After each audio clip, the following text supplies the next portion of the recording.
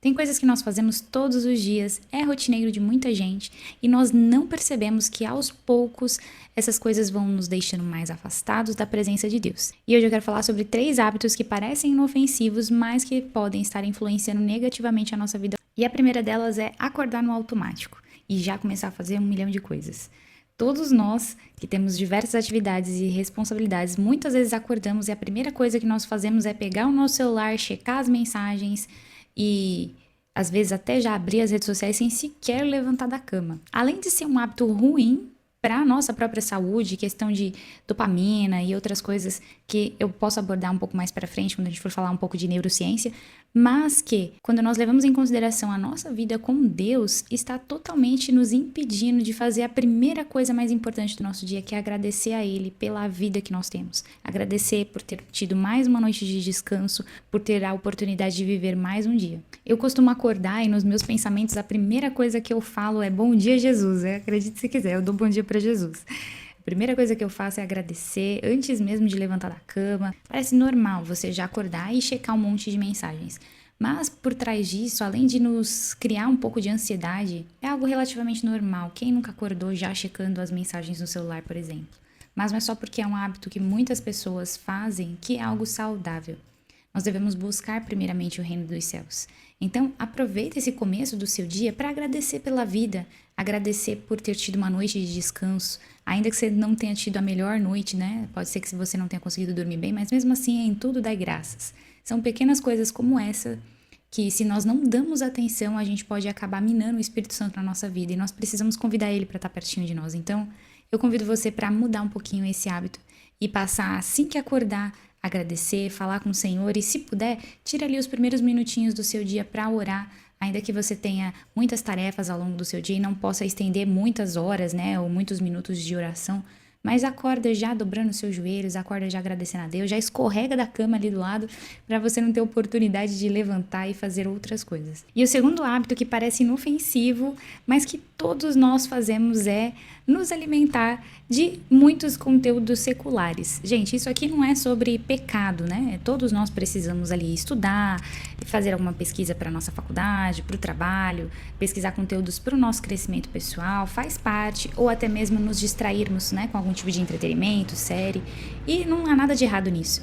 Mas muitos de nós trocamos o tempo com o Senhor, o tempo de leitura bíblica, o tempo talvez de ouvir uma palavra, né, ouvir uma pregação, por exemplo, o tempo de oração, por outras coisas.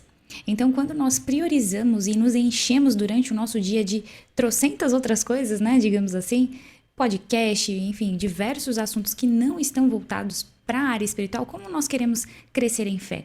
Em Romanos fala que a fé vem pelo ouvir e ouvir a palavra de Deus. Então é impossível nós querermos crescer espiritualmente com o Senhor, crescer em fé, se tudo que nós fazemos, a maior parte do nosso dia, não está relacionado à palavra de Deus. É impossível. Então, apesar de nós precisarmos sim nos abaster, né, de conteúdos para a nossa vida, né, para o nosso dia a dia, conteúdos, como eu já disse, de entretenimento e outros assuntos, nós não devemos fazer isso em detrimento da palavra de Deus, em detrimento a nos enchermos daquilo que vai de fato mudar a nossa vida, que de fato vai nos aproximarmos mais do Senhor. Vê se você não concorda comigo. Quantas pessoas acham que basta apenas ir no domingo para a igreja e tá tudo certo, tô em paz com o Senhor, ó, tô eu e ele aqui juntinho, mas não, gente. O relacionamento com o Senhor é um relacionamento, então requer manutenção, cuidado diário. Se nós não falamos com o Senhor todos os dias, como a gente espera sermos conhecidos dele? Como a gente espera ter mais comunhão dele? Como a gente espera ter mais fé? É impossível. Então, apesar de ser um hábito e muitos de nós fazemos isso, nós precisamos nos esforçar, sim, para priorizarmos verdadeiramente o reino dos céus, priorizarmos o nosso tempo de leitura bíblica, de oração e, sempre que possível, ouvir pregações, né? Não só ouvir louvores, às vezes você tem o hábito de ouvir louvores enquanto você vai ao seu trabalho, que é muito bom, mas isso por si só não deve excluir, digamos assim, o seu tempo de oração e de leitura. E o terceiro hábito, que talvez seja um pouco polêmico aqui, mas eu quero que vocês entendam o meu ponto, é sobre o autocuidado. A gente vive uma época que muitas pessoas, né, muitos de nós estamos cansados, estamos vivendo uma vida desgastante e a gente tem buscado praticar esse autocuidado que é sim importante, né? Um tempo de reflexão, um tempo de descanso, um tempo de cuidado de fato, né? A mulherada vai fazer um skincare, alguma coisa assim, por exemplo, né? Então, são coisas importantes. Mas muitas pessoas têm usado esse tempo de autocuidado também para se isolar das pessoas.